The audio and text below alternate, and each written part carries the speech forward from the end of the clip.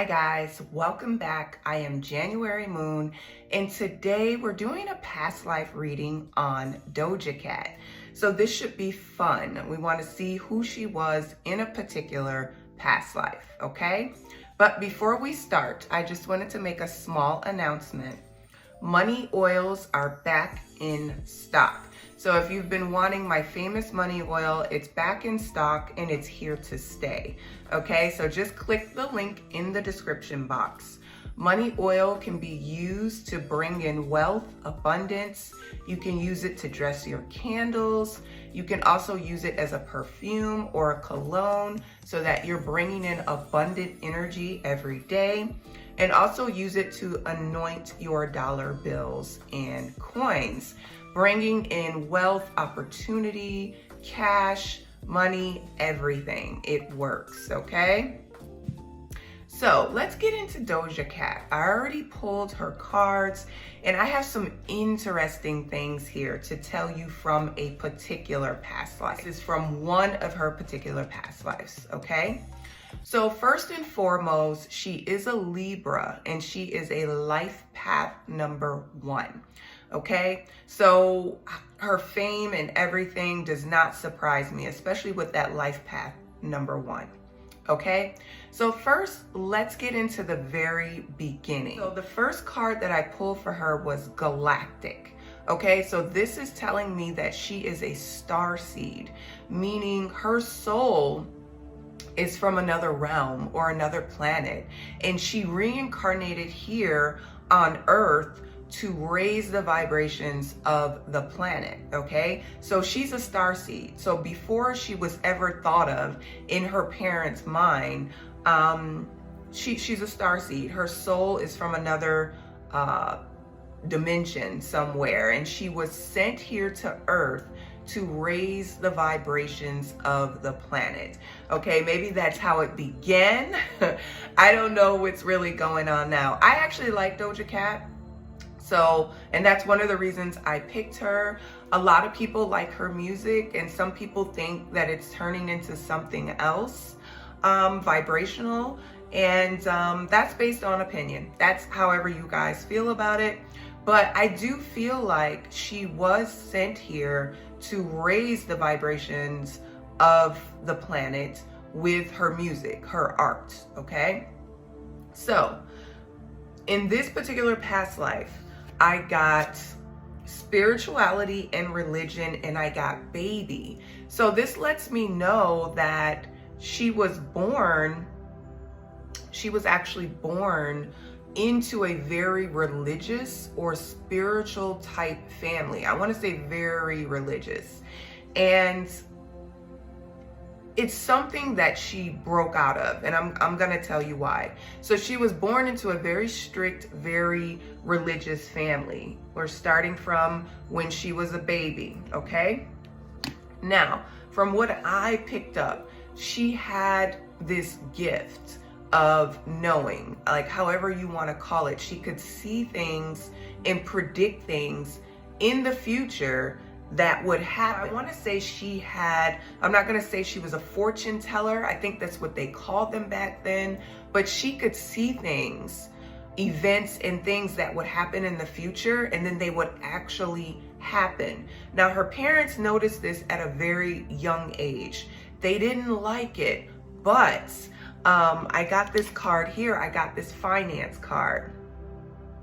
So that let me know once they started, I think she started making money from it when she was a child. I think the parents started charging for her to like read people's fortunes and tell people's future. It's something that she had at a very young age. The parents noticed it and they profited off of it, even though they were very religious.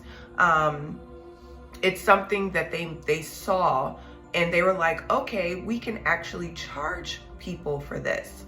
And so that's when I got that finance card. That let me know that at a very young age, people would come from all over and give her money, not just money, but gifts to tell them their fortune or what's going to happen in their future. And as a result of that, people all around the town would talk about her. So people on higher levels started to hear about this mysterious young girl that could tell the future. And the point in time that I got is Greco-Roman. So this was during the Greek-Roman era, okay? So I want to say her parents were either Catholic or Christian at the time. And remember, a long time ago, having the gift of foresight or telling fortunes and things of that nature, it was not looked down upon in other cultures.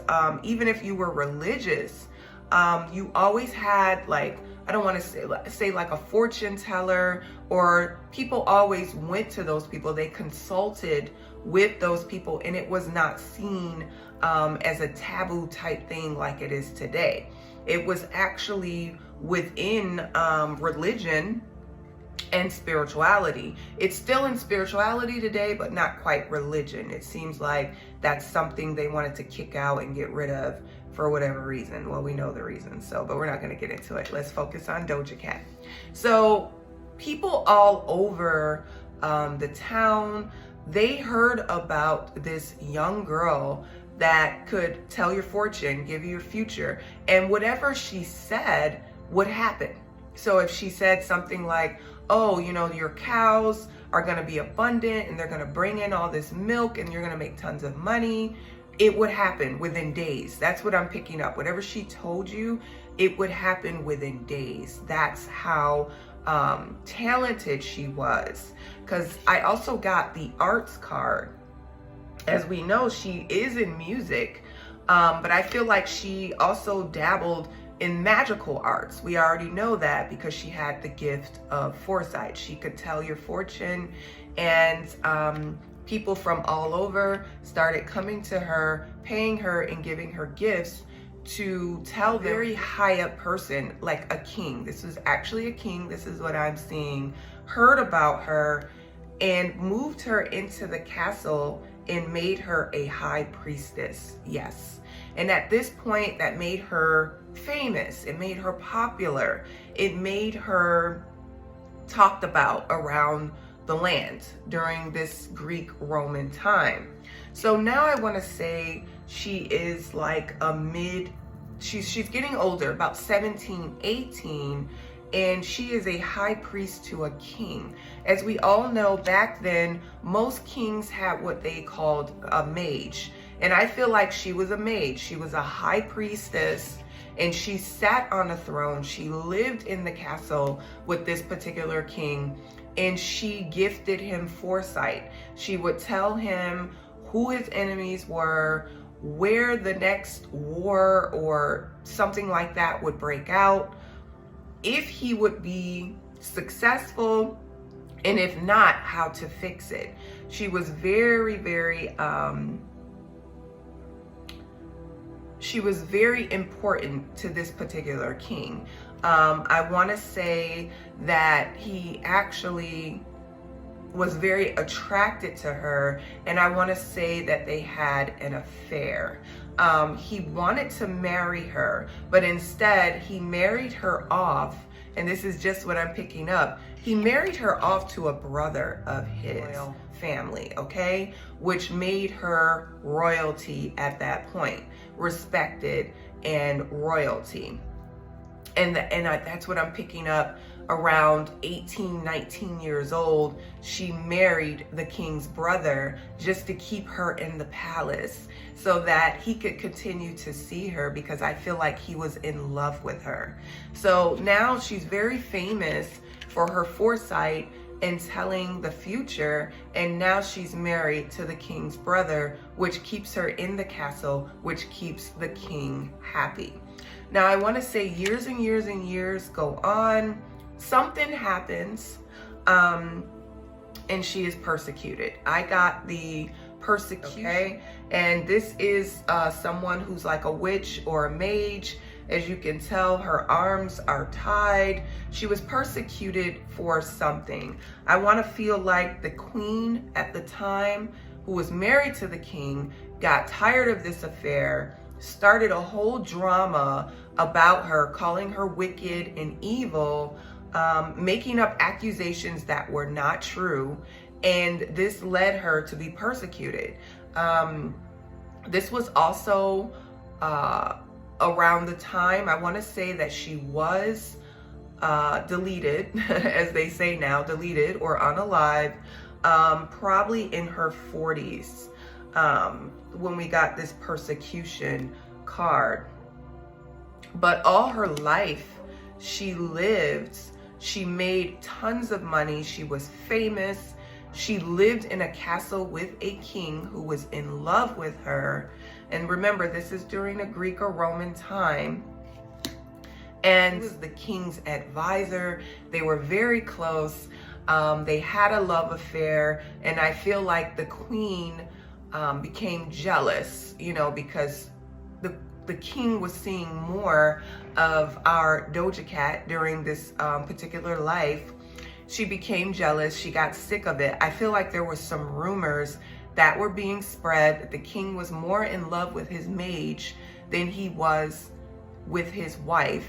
She started some malicious, evil rumors about her and made her look evil, even though she really was not, and said that her magical powers were used for evil, and this actually got her persecuted.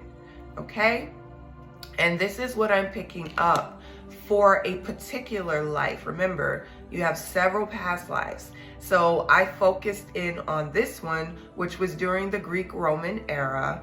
Like I said, she was born into a religious family, but they saw past that, and people from all over the world would come for her gift of foresight, giving her money, jewels, making her very popular. Her name spread throughout the village that she lived in, and it ended up getting into the king's ear. He moves her in as a mage. She advises him throughout his whole career. He falls in love with her, begins a love affair, has her married to a brother to keep her in the castle.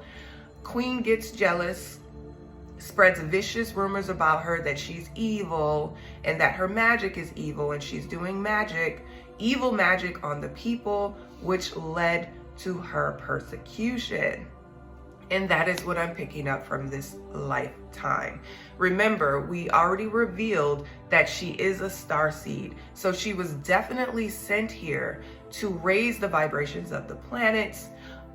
Whether you think her music is good or not, that is what I'm picking up. And that's what I have for Doja Cat. Make sure you guys tune in for more of these past life readings. These are trending topics that I'm doing on YouTube now. And I will see you guys soon. Thanks for watching, and come back and subscribe.